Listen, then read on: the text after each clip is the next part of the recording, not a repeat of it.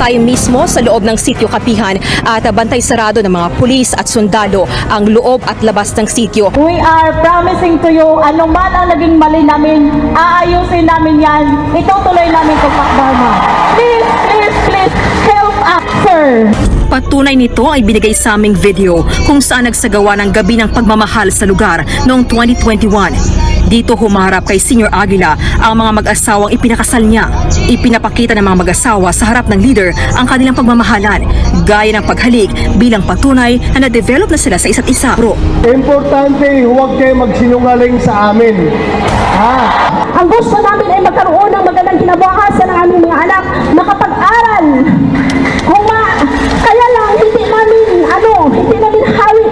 namin hawak ang kanilang desisyon. Kung halimbawa na in love sila o nagka-crush sa kaparihan nila, hindi namin yun Kahit naka-break ang Senado, dumayo at kinausap ni Senator Ronald Bato de la Rosa ang mga miyembro ng SBSI kaugnay pa rin ng investigasyon ng umano'y pang-aabuso, lalo na yung presang pagpapakasal sa mga menor de edad. Matatandaan natin, may 3 menor de edad na humarap dati sa Senado. At ayon nga sa kanila, sapilitan silang pinakasal sa loob ng kapihan sa mga adults. So ang nangyari ngayon, mas pinatotohanan pa ito dahil nagsagawa ng investigation ng DSWD in cooperation with the Department of Justice. At lumalabas nga sa kanilang investigation na may 22 couples sa loob ng kapihan na kung saan ang mga ito ay mga menor de edad na kasalukuyang may kinakasama ng mga adults. Una niyang kinausap ng halos 1 oras ang mga menor de edad para itanong kung pilit silang ipinapakasal ang leader nilang si Jerence Kilario o alias Senior Aguila sa ibang miyembro. Patunay nito ay binigay sa aming video kung saan nagsagawa ng gabi ng pagmamahal sa lugar noong 2021. Dito humarap kay Senior Aguila ang mga mag-asawang ipinakasal niya. Ipinapakita ng mga mag-asawa sa harap ng leader ang kanilang pagmamahalan, gaya ng paghalik bilang patunay na na-develop na sila sa isa't isa. At meron ding 3 couples na mga menor de edad na mga lalaki nakasal sa mga adult females. Nakakagulat itong mga ganitong pangyayari kasi kung iisipin natin na yung mga ganitong edad nasa halip na nag-aaral at ine-enjoy dapat yung kanilang mga kabataan bago sila mamuhay may asawa, ay sa napakamurang edad ay may kinakasama na at sinasabi nga na ikinasal sila sa loob mismo ng kapihan sa Socorro. Nakapagtataka rin kung bakit pinili ng mga opisyal ng SBSI na ipakasal ang mga menor de edad sa mga mas nakakatandang partners nila. Isa siguro sa dahilan ay para dumami yung mga miyembro nila dahil mga bata pa itong ikinakasal nila. So kumbaga, siguradong mga fertile pa ito at makapag-produce pa ng maraming anak. Nang sa gayon, dumami yung mga miyembro nila na hindi na nila kailangan masyado na manghikayat pa ng mga taong tagalabas para sumapi sa kanila. Pero itong mga ganitong sinasabing mga child marriages ay bawal na bawal sa batas natin. Dahil itong mga menor de edad na ito ay hindi papasok sa sinasabing age of consent at age of marriage na inaalaw ng ating batas. Dahil nga mga menor de edad sila. At isa pa, yung mga menor de edad na sa murang edad nila ay nagkakaroon na sila ng pamilya, karamihan sa kanila hindi pa safe para magbuntis. Kaya kung maalala natin nung Senate hearing, may kwentong lumabas doon na 2 beses nakuna ng isang menor de edad. Dahil kahit sabihin natin na ang edad for women of childbearing age ay nagsisimula sa 15 years old, hindi pa rin talaga ito ang pinakaligtas na edad para sa mga babae na mabuntis at manganak. So itong pagsasama sa loob ng kapihan ng menor de edad at ng isang adult na tao ay isang form ng child abuse, child exploitation ito, at bawal na bawal ito sa ating batas. At hindi rin kinikilala ng batas natin yung mga ganitong pagsasama. Kumbaga yung kasal nila sa loob ng kapihan ay walang bisa. Dahil hindi nga inaalaw ng batas natin na ang isang menor de edad ay pwede nang magpakasal. Nakakalungkot at nakakagalit marinig itong mga ganitong kwento. At ayon pa sa investigation ng DSWD, karamihan daw dito sa mga menor de edad ay mga malnourished sa loob ng kapihan. Kumbaga, wala silang sapat na nutrisyon sa loob ng kapihan. Pero mukha naman daw masaya itong mga menor de edad. So siguro dahil wala na silang nakitang ibang mundo, dahil doon na sila ipinanganak sa kapihan, doon na rin sila lumaki at doon na rin sila ipinakasal. Para sa kanila, yun na yung normal na mundo nila. Wala na silang alam na iba yung mundo sa labas, na merong silang mga karapatan sa labas ng kapihan, na merong batas na pumuprotekta sa kanila, which I think ito yung na-deprive sa kanila sa loob ng kapihan. Pero para sa akin, hindi lang yung mga opisyal ng SBSI ang dapat na kinakasuhan dito. Dapat kasama rin yung mga magulang nitong mga menor de edad na pumayag silang ikasal yung mga anak nila sa mga adults. Dahil itong mga magulang na ito, I'm sure, galing ito sa labas at alam nila kung ano yung kaibahan ng namumuhay ka sa labas ng kapihan. So hindi nila pwedeng sabihin na wala na silang alam na ibang mundo kung hindi yung kapihan lang. And this means alam nila na may batas sa labas ng kapihan na siyang dapat sinusunod ng bawat mamamayan at hindi yung batas ng kapihan. Dapat maisama rin sila sa mga kakasuhan dahil sa kanilang pagbulag-bulagan at pagsunod-sunuran sa mga leaders ng SBSI. Ipinagkanulo nila yung mga anak nila at tinanggalan nila ng karapatan yung mga anak nila na mamuhay ng normal, na makapag-aral at makapagbuo ng sariling pamilya.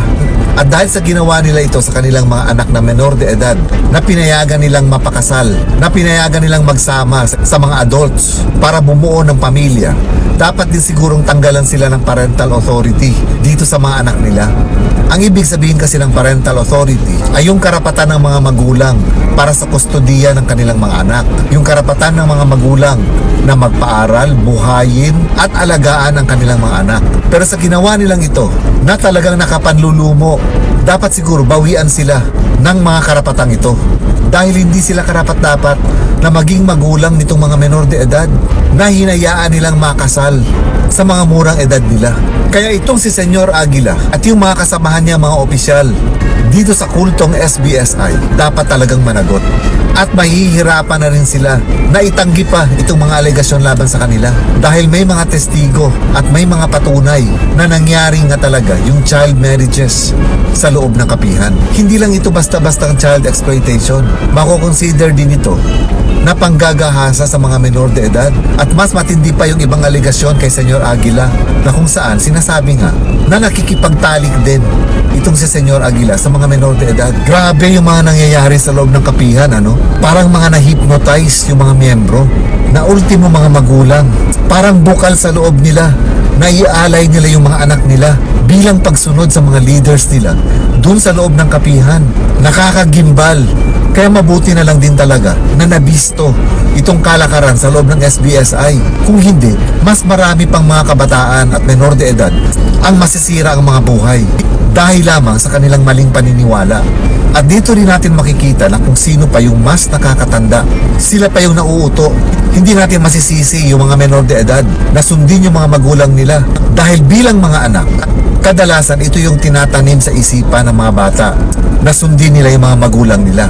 At sino ba naman sila para suwayin ang kagustuhan ng mga magulang nila, lalong-lalo na doon sa loob ng kapihan, kung alam nila na wala silang mapupuntahan kung susuwayin nila ang mga utos nito. Sa ngayon, kahit nakadetain na si Senyor Aguila at kasama yung tatlong opisyal ng SBSI, wala pang kasong na isasampa laban sa kanila. Ang pinakahuling nangyari ay dapat na magkaroon na ito ng preliminary investigation sa Department of Justice. Pero hindi ito natuloy dahil ang nangyari nung araw na yon ay nagiging clarificatory hearing instead of preliminary hearing. Dahil marami pa raw issue na dapat na i-clarify bago simula ng preliminary investigation.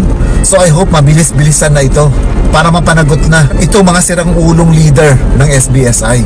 At para na rin tuluyang mapasara yung kapihan at mabigyan ng hustisya itong mga exploited minors. Patunay nito ay binigay sa aming video kung saan nagsagawa ng gabi ng pagmamahal sa lugar noong 2021. Dito humarap kay Senyor Aguila ang mga mag-asawang ipinakasal niya.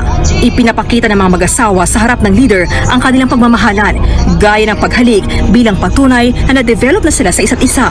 Importante, huwag kayo magsinungaling sa amin. So, magsabi kayo ng totoo. Ang mga anak ba ninyo na mga minor de edad, pwede mag-asawa? Hindi.